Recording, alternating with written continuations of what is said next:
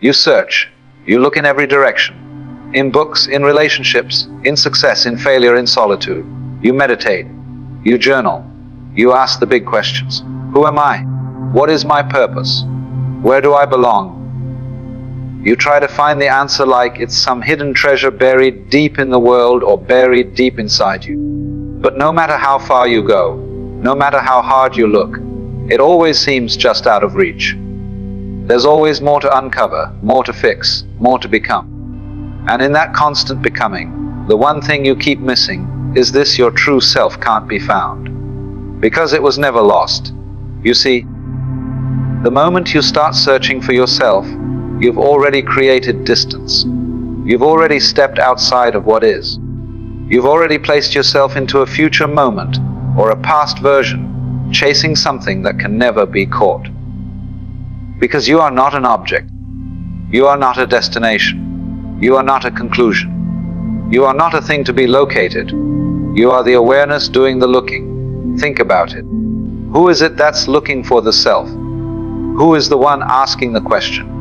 The moment you say, I'm trying to find myself, you've already made two of you, the seeker and the sought. But what if there aren't two?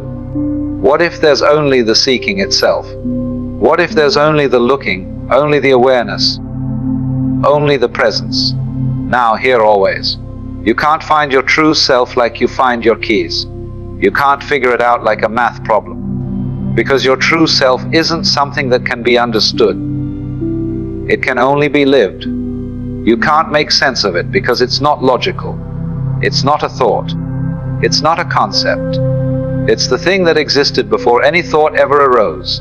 It's the space behind every word, behind every emotion, behind every identity. But we've been conditioned to believe that we are our image, our personality, our story.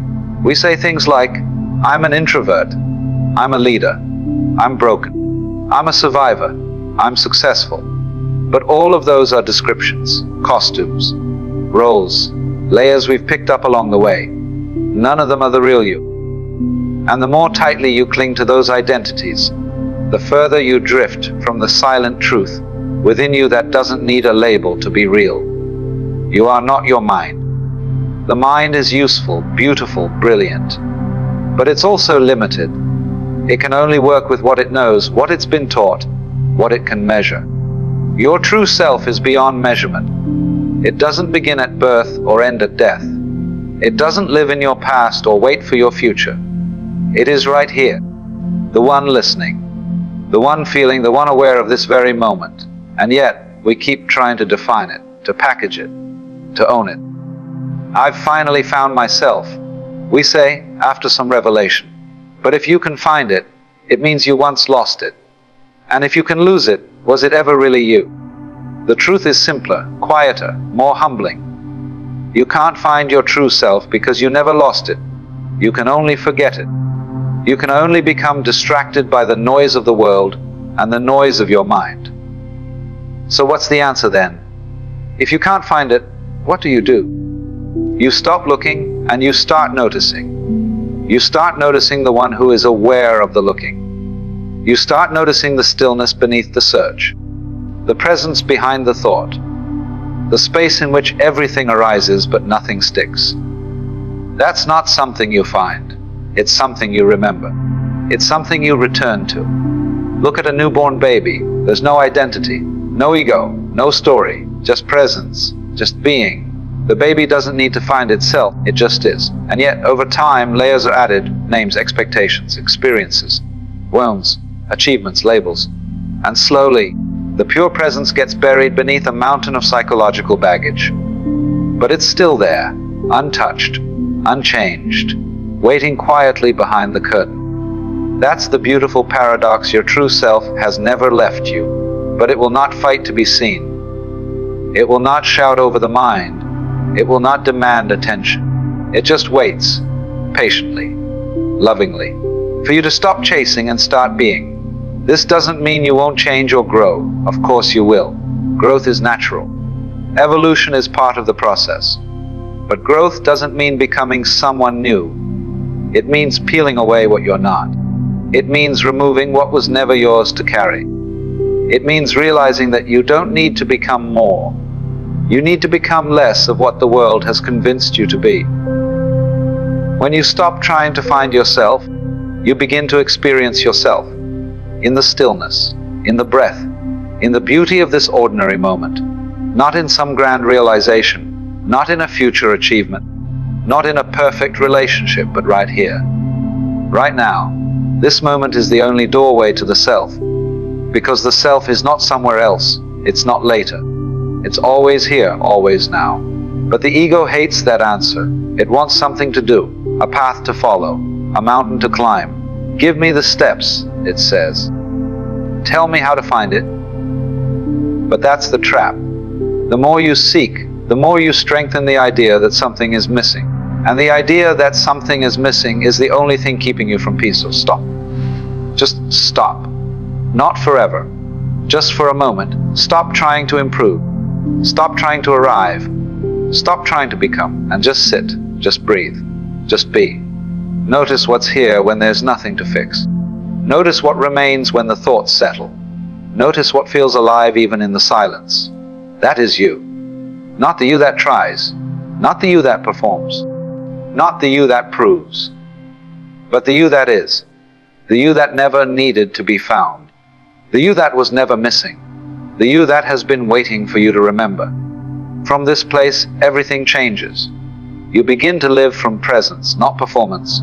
You begin to create from inspiration, not insecurity. You begin to love without conditions, speak without masks, move without fear.